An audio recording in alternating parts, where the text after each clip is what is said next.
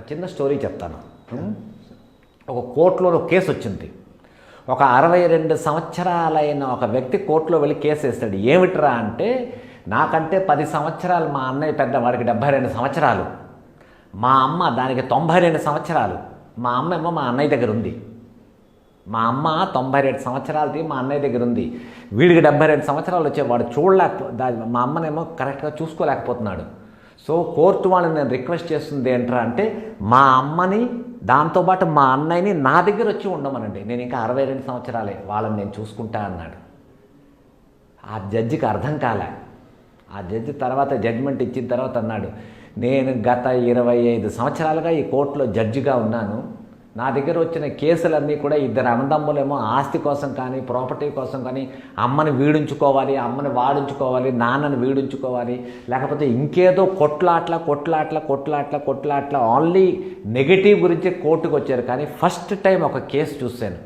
ఏంట్రా అంటే, నా అమ్మని నేను చూసుకుంటా, మా అన్నయ్యని నేను చూసుకుంటా అన్నది భేష్. కట్ చేస్తే ఇదే జడ్జి వాళ్ళ విలేజ్కి వెళ్ళాడు.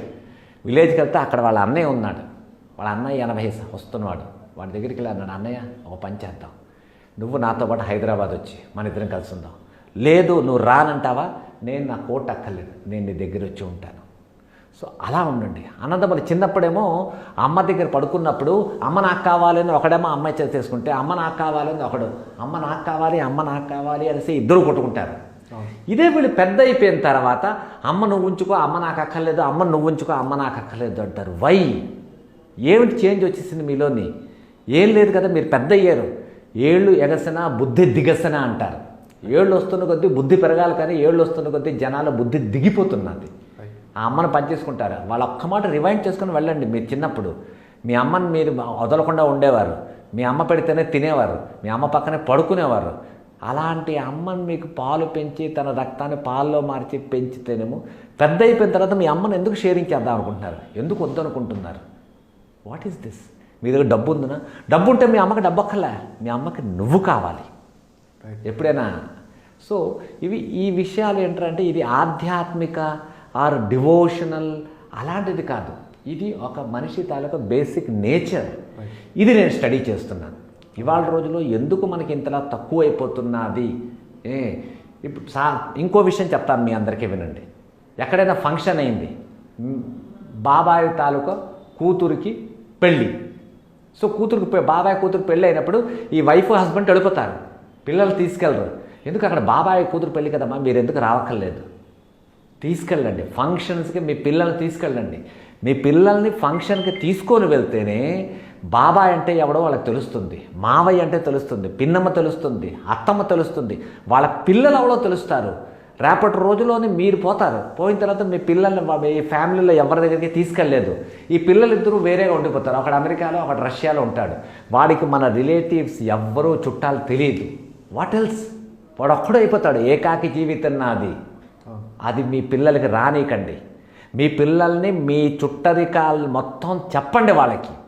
ఏయ్, ఇదిగో బాబాయ్ కొడుకు నీకు తమ్ముడు అవుతాడు, ఇదిగో అత్తమ్మ కొడుకు నీకు బావ అవుతాడు, చెప్పండి వాళ్ళకి.